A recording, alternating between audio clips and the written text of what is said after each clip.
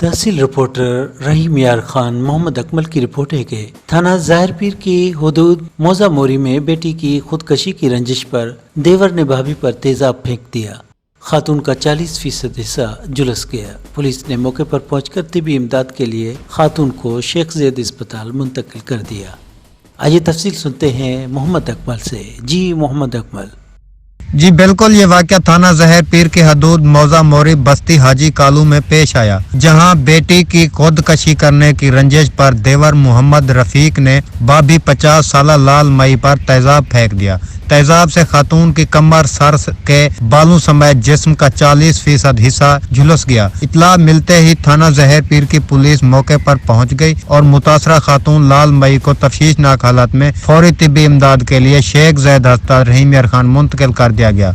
तेजाब फेंकने के बाद मुलजिम रफीक अहमद मौके से फरार होने में कामयाब हो गया। फौरी तिब्बी इमदाद मिलने से अब लाल मई की तबीयत काफी बेहतर है। इसने अस्पताल में पुलिस को बयान रिकॉर्ड करवाते हुए बताया कि कुछ अरसा कबल रफीक अहमद की बेटी ने खुदकशी की थी, जिस पर इसको शक था कि समिया की खुदकशी की वजह लाल मई है, जिसकी रंजिश पर इसने लाल मई पर तेजाब फेंक दिया, जिससे इसके जिस्म का काफी हिस्सा झुलस गया।